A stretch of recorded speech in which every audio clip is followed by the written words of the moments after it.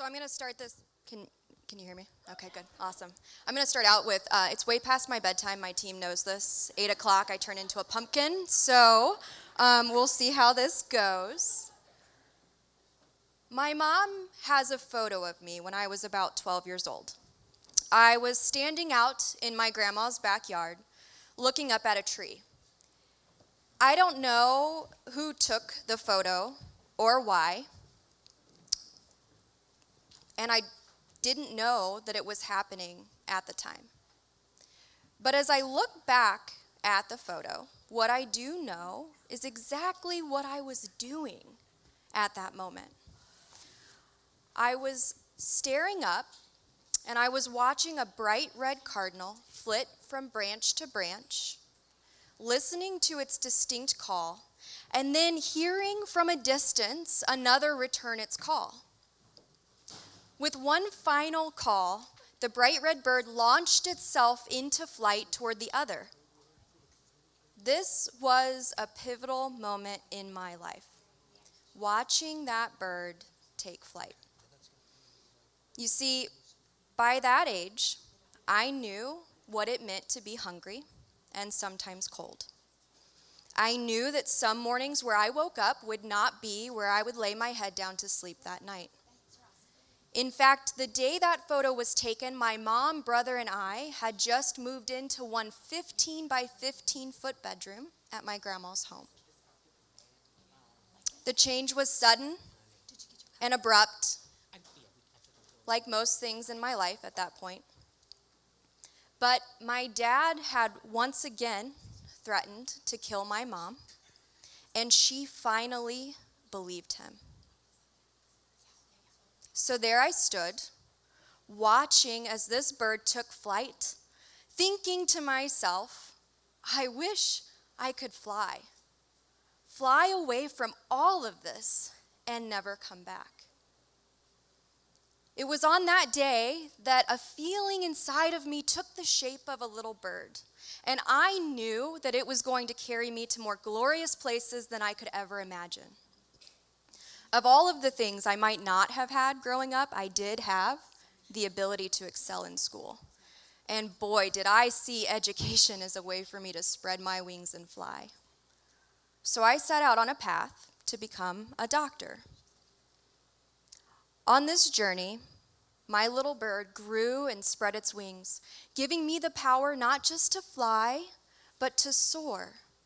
And once I landed, I was top of my medical school class, accepted into a competitive specialization in one of the best programs in the country, and recognized not only for my ability to lead colleagues, but to comfort patients.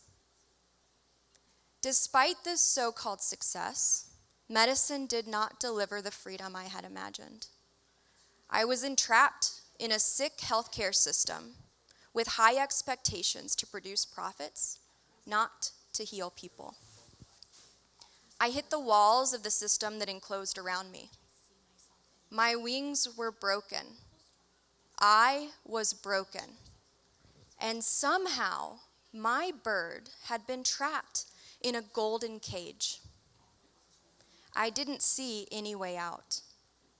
My bird that had carried me so far was now silent, locked away deep inside of me where I thought it would remain forever. My bird was dying, and so was I. It seemed the most compassionate thing to do was to hasten a comfortable end for my suffering bird and me. Because for me, as a physician, death is not scary. It's simply a part of life. And so on a cold day last March, I set out to work in a haze, knowing exactly how our story would end. But it turns out that my bird had different plans. From deep inside, I began to hear just its faintest call, and I knew I had to get out of that hospital. The call told me that it was not yet time to leave Earth, but time to leave medicine. And so as I stood in front of those hospital doors, feeling the warmth of the sun streaming through the glass windows and the rush of the cold air as people came and went, I moved toward them and the waiting cold. It was like throwing the door of that cage open, ready for my bird and I to fly once again. But as I stepped through the doorway, I realized that we were not flying, we were falling. There is an exhilaration that comes with falling, but there's an undeniable fear that accompanies that. And it took me a little bit to realize that falling was all part of learning to fly again. My bird flitted and fluttered with excitement as I explored what possibilities existed for me outside of medicine. I dedicated myself to being CEO of MySherri. You see, MySherri is a dream I founded, one that employs and then deploys an amazing in-home workforce that takes care of the task list that rattles around in our minds, sucking up energy. You know, the one that you're probably thinking about right now. And it gives valuable time back to us for the people and projects that matter most. Because let's be honest, people, no one is giving us a gold star for a perfect-looking linen closet. Just not happening. And over the past year, this dream has blossomed into a reality where we've given dozens of women thousands, I'm going to say that again, thousands of hours back to spend on more date nights, story time with kids, or, wait for it, simply relaxing. What? What?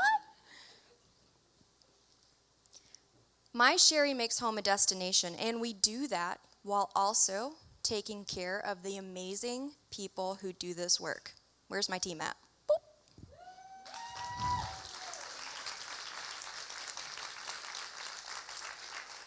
As my bird continued to give me the courage to fly higher, I met other women who had their birds caged for all sorts of reasons.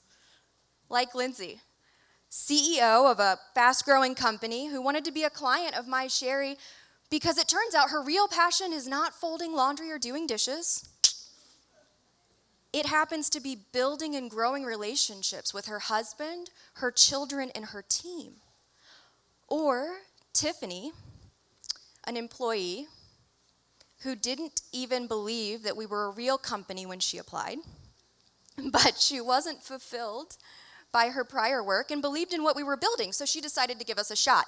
And in return, we opened up our arms wide and welcomed her into a culture where we really care about our people, and they get gold stars for perfect linen closets.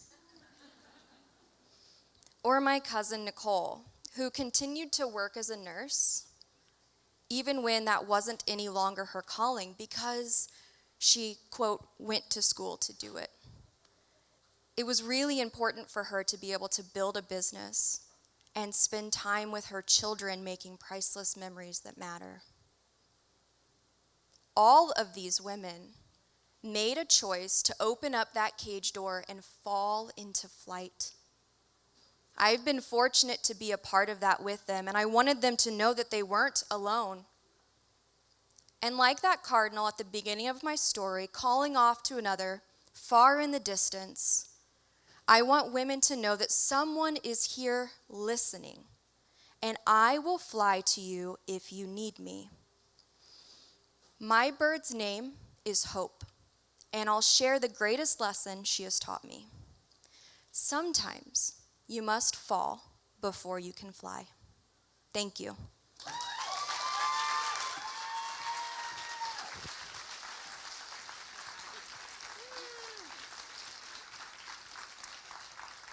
And she didn't even get a wine flight before she shared it tonight, so sorry about that. I think we're all starting to see how important it is to squash this achievement-based culture that has infiltrated our work, our education, and our lives. so that we can be more free to be ourselves. Thank you for sharing your story so much. Give another hand for Ashley.